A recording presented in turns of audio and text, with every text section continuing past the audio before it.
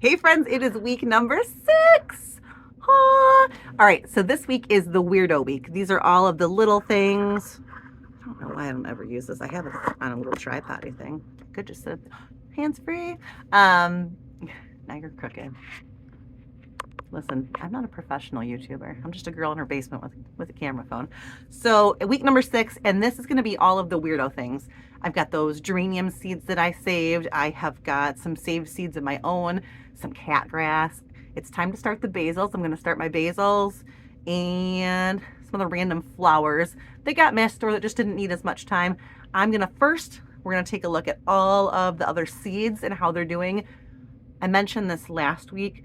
I did change them out of their trays. So there's not a week 1 tray and a week 2 tray anymore. I put things that are growing at a similar rate together, and things that are slow will be all together in a tray. Things that are bigger will be going in another tray. That way, when I go to fertilize, which I do every Sunday, I fertilize with fish emulsion for everything that's got real leaves. When I go to do that, the right amount of nutrition is going to the right amount of plants. Does that make sense? So we'll look at them. We will start with the lowest growing things and build up to the biggest growing things. And then I will show you the varieties that I'm going to plant today for week 6. Apparently I'm growing a black cat. What are you doing in here? I don't know if you guys saw my short this week, but one of the cats, I'm pretty sure it was this one, ate all the peanut seeds. Here, I'll show you. If there's the peanut plants, you can see how they have nice leaves and how these ones have none. Was it you? Are you the culprit, Gracie? That looks like a guilty face to me. All right, here is the nursery seeds. These are the ones that are still not quite doing what they need to do. Okay, here in this tray, I have got the butterfly milkweed, which has yet to germinate. Same thing for the Rosa Bianca and the pumpkin on a stick, which we just did last week. Not a big deal. I've got 2 of this Chater's double hollyhock, and I did just get 1 to pop up. That's good. Pacific Delphinium, nothing. This red columbine has started. That germinated. That's good, but it's still pretty small. Clematis, nothing. These single parsleys, nothing. Comfrey, nothing. Tarragon, nothing. So these are all kind of similar. I will eventually move the ones that have germinated out to another tray. I'll let them get a little bit bigger first. The other things that I still have to show much growth are all of our peppers from last week. Peppers take a long time to germinate. When you plant a tomato, you're going to see a stem and get excited about it fairly early. Peppers, they take a while. They like to be nice and warm and moist, so I'm keeping them well watered, and I've got a heater on down here. Look, here's the other, these are more peppers. No such go. So this is not surprising news. This will take another week probably. Over here I also have in the not sprouted category, nope, the ginger and the turmeric that I planted, but I also expected that not to be great. This tray has cilantro on it, I believe. Yep, I upplanted this cilantro. It was getting really big in the small containers, so I've got 2 big containers of it now, and then the rest of these are all those peanuts that survived the canine attack. Not the canine attack, the feline attack. At least I think. I guess it could have been a dog, but I don't think so. Next up in the little preschooler toddler tray, these are all those eucalyptus. I was going to put them into different containers, but then I rethought it and decided I didn't want to disturb them while they were smaller. So these tops do have a little bit of algae growing on them, and they are a little bit crusty on top, but I'm keeping them well watered, and the plants seem to be doing okay. So for now, I'm just going to let things ride the way they are. Next to them, I have the thyme. I have already given this thyme a haircut, this one and this one, and I'll continue to do that, just kind of cutting it back until it gets a little bushier, and I'll probably be up-potting this the same way I did that cilantro, from this 2-inch cup into one of these 4-inch cups relatively soon. Back here are all the spearmints, and they are taking off. This is spearmint, this is a lemon mint, and then I've got a mint mix up here in the front, and this one is kind of dying out. It looks kind of dry, where the rest of them look great, so that might have a bad water spot. I have to keep an eye on that. Right here are the tulsies. I've got 4 of them now. I had them in 2, and they were getting big, so I actually up-potted them and took each one and broke it in half and gave them their own container, they are getting big and out of hand, which is so funny because you never know what happens when you're gardening. I tried Tulsi the last 2 years. The seeds never took, the plants never took off, and this year I planted them early because I had a hard time, and now they look awesome. Valerian, I got one, and this little baby, which I don't think is gonna, oh, that's a single parsley. There's another valerian somewhere. It must be in the baby thing. Bergamot lavender. Bergamot lavender. Look. They don't even look the same, do they? They kind of do when you look at their baby leaves. Weird. Lobelia, little bit there. Ton there. This bergamot red was in here, but, because I've got some in that one, but not in here. That might be a dud. But look what finally did come up. Bells of Ireland. Just 3 of them, but still, that's some, right? Not bad. Here we've got both of our brassica trays. They have stayed pretty much like I planted them in these 6-packs. We have got the Copenhagen market cabbage, red acre cabbage, and then these are all beets, which I'm growing inside for the first time. Look how many are coming out of there. And all of them germinated. They look beautiful. I love like the stems and the leaf colors. Aren't they so pretty? Golden beets, same thing, that really beautiful yellow. And then I've got the Kyogas over here on the end that are a little bit thinner, a little bit smaller, more fragile of a plant than these Detroit red beets, but they're really pretty on the inside, so I'm going to keep trying them. Over here, can you tell my light was panning this way? I'm going to have to flip the tray around. That's something you can do. So if my light was more this way, when I put this tray back, I'm going to turn it around so they go back the other way a little bit.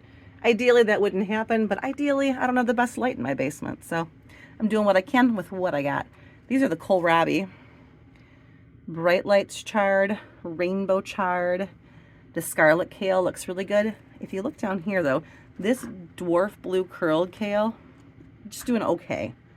This red Russian kale, doing great. Ornamental kale looks really good. These mini broccolis that I got, they're a hybrid. They're doing fantastic, although it looks like someone's been trying to eat one.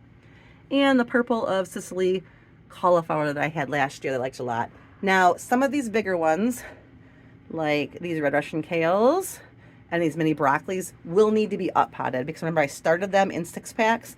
I will up pot these either into a 4-inch, we'll see, or one of the 2 inches like this one to give them some more room. I can't decide.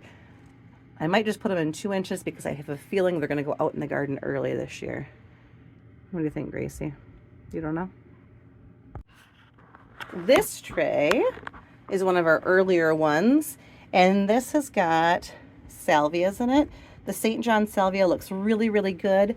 And then I had that rose salvia that I really wanted to grow, and I got little ones, but not much. I'm kind of sad that one's lagging a little behind. These dahlias are huge.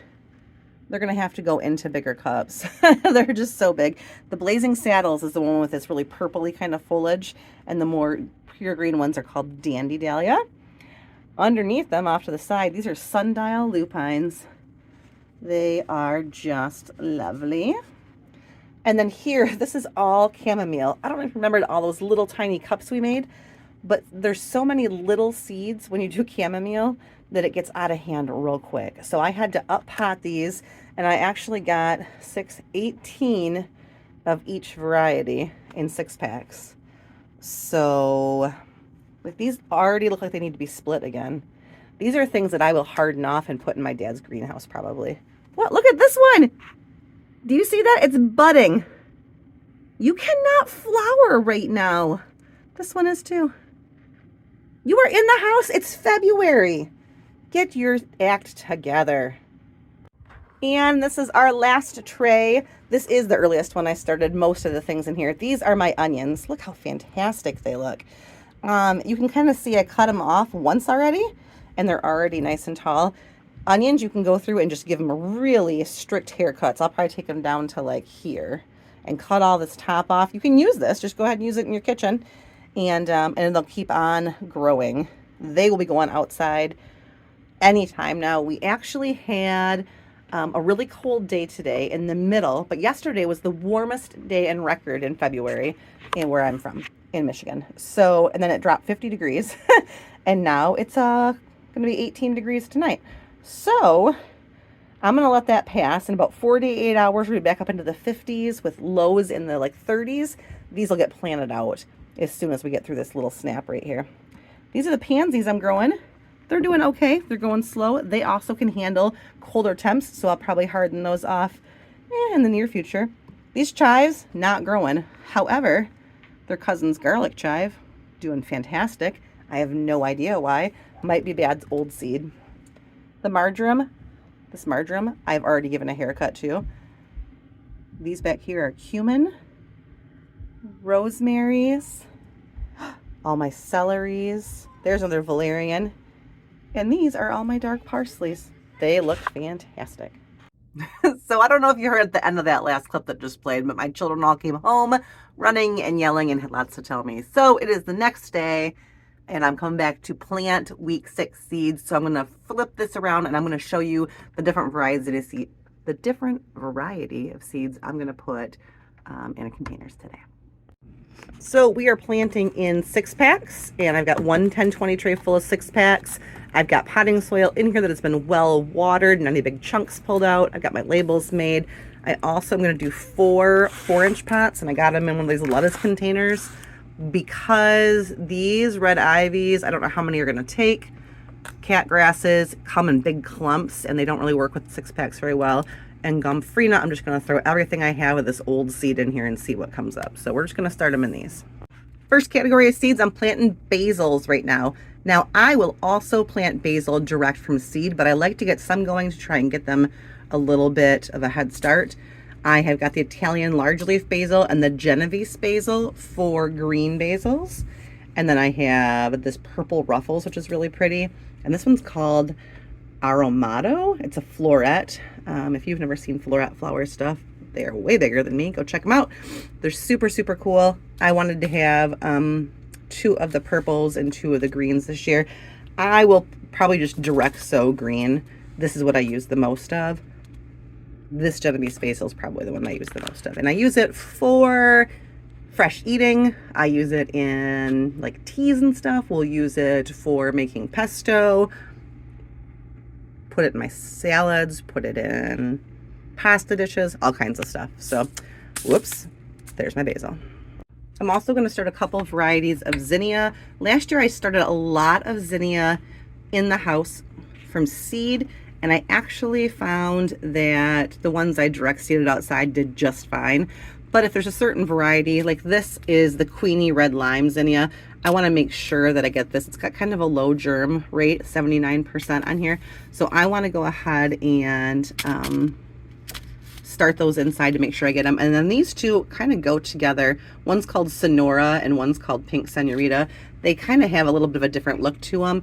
I really liked both of these. I'm going to go ahead and start these inside, just a 6-pack of each to make sure I get them. You can tell I have a giant pile of other zinnias over here, which are going to go direct seeded outside. But these zinnias are going to go into those 6-packs. Also going into 6-packs are Cosmos. Cosmos are another one that does fantastic direct seeded. However, I'm going to start just a 6-pack of this Diablo and this Rubinato. They're very, very, very pretty. This has got a really deep, dark, kind of like a maroon color. It's gorgeous. Stock, I don't know a lot about. I'm really honest. I've grown it a little bit in little clumps. I've never gotten a big thing of it, but I really want to try. This is from Botanical Interests. And from Baker Creek, I have this Salmon Janina Aster. This is the prettiest light peach, delicate, fluffy, gorgeous salmon flower that I think I've ever grown. It's gorgeous. It comes out a little bit later. It's worth the wait. I'm going to make a 6-pack of those. Here is the Tornado Ivy seeds that I saved from my geranium outside. And then here are the 2 cat grasses. I'm going to do just a plain one, and this one is variegated.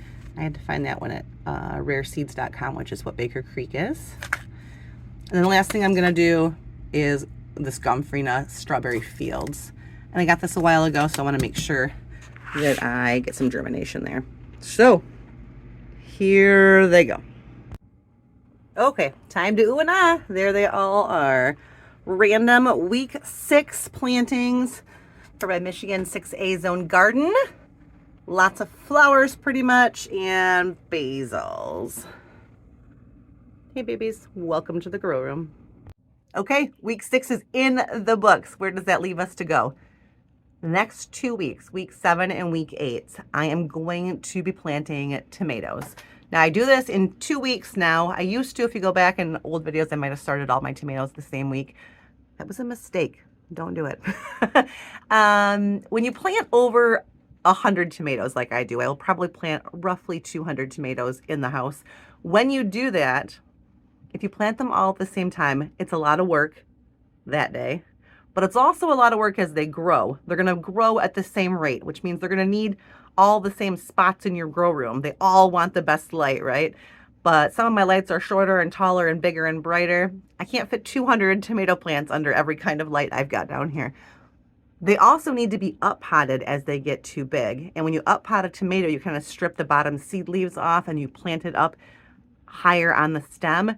That's a little bit of work, and I have to do it at least once before they go outside every year, which means if I plant all 200 at the same time, then in 3 weeks, I'm going to be up potting 200 tomatoes, and not, hey, if I feel like it, like I need to do it. So if I do it in 2 waves, it's going to stagger them a little bit. So I usually start the first week. Next week we'll do beefsteak sized tomatoes, so the heirlooms that are slicers or the big chunky monkeys, those ones.